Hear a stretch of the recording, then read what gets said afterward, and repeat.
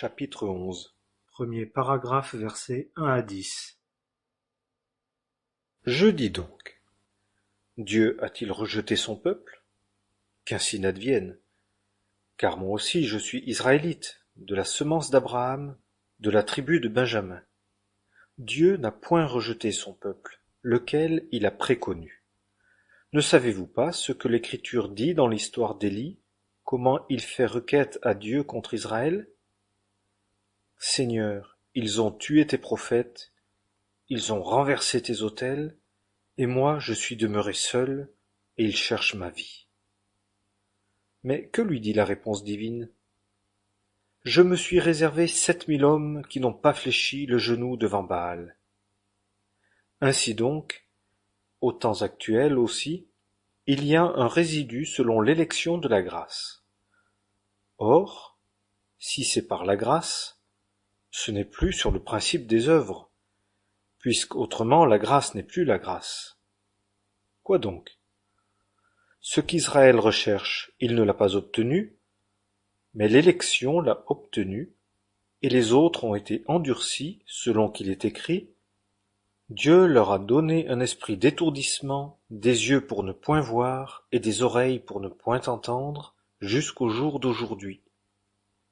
Et David dit, que leur table devienne pour eux un filet, et un piège, et une occasion de chute, et une rétribution, que leurs yeux soient obscurcis pour ne point voir, et courbent continuellement leur dos. Deuxième paragraphe, versets 11 à 15. Je dis donc, ont-ils bronché afin qu'ils tombassent? Qu'ainsi n'advienne. Mais, par leur chute, le salut parvient aux nations pour les exciter à la jalousie. Or, si leur chute est la richesse du monde, et leur diminution la richesse des nations, combien plus le sera leur plénitude? Car je parle à vous, nations, en tant que moi je suis en effet apôtre des nations. Je glorifie mon ministère, si en quelque façon je puis exciter à la jalousie ma chair et sauver quelques-uns d'entre eux. Car si leur réjection est la réconciliation du monde, quelle sera leur réception, sinon la vie d'entre les morts?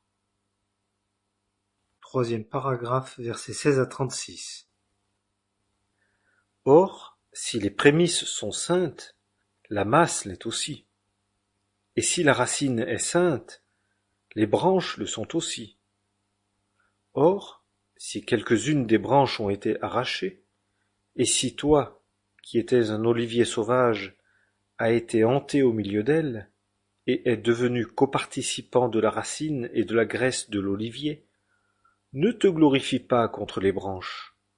Mais si tu te glorifies, ce n'est pas toi qui portes la racine, mais c'est la racine qui te porte. Tu diras donc, les branches ont été arrachées afin que moi je fusse hanté. Bien, elles ont été arrachées pour cause d'incrédulité, et toi, tu es debout par la foi. Ne t'enorgueillis pas, mais crains. Si en effet Dieu n'a pas épargné les branches qui sont telles selon la nature, qu'il ne t'épargne pas non plus. Considère donc la bonté et la sévérité de Dieu, la sévérité envers ceux qui sont tombés, la bonté de Dieu envers toi, si tu persévères dans cette bonté, puisqu'autrement toi aussi tu seras coupé. Et eux aussi, s'ils ne persévèrent pas dans l'incrédulité, ils seront hantés, car Dieu est puissant pour les hanter de nouveau.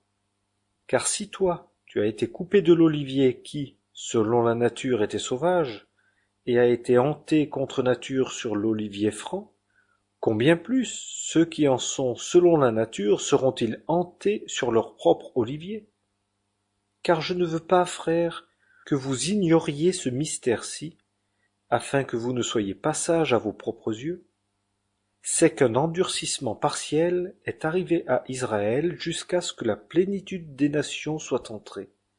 Et ainsi, tout Israël sera sauvé, selon qu'il est écrit, le libérateur viendra de Sion, il détournera de Jacob l'impiété. Et c'est là l'alliance de ma part pour eux, lorsque j'ôterai leurs péchés. En ce qui concerne l'Évangile, ils sont ennemis à cause de vous. Mais en ce qui concerne l'élection, ils sont bien-aimés à cause des pères.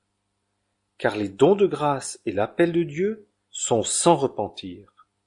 Car comme vous aussi vous avez été autrefois désobéissants à Dieu, et que maintenant vous êtes devenus des objets de miséricorde par la désobéissance de ceux-ci, de même ceux-ci aussi ont été maintenant désobéissants à votre miséricorde, afin qu'eux aussi deviennent des objets de miséricorde. Car Dieu a renfermé tous, Juifs et nations, dans la désobéissance, afin de faire miséricorde à tous. Ô profondeur des richesses, et de la sagesse, et de la connaissance de Dieu! Que ses jugements sont insondables, et ses voies introuvables! Car qui a connu la pensée du Seigneur? Ou qui a été son conseiller? Ou qui lui a donné le premier, et il lui sera rendu? Car de lui, et par lui, et pour lui sont toutes choses. À lui soit la gloire éternellement. Amen. Chapitre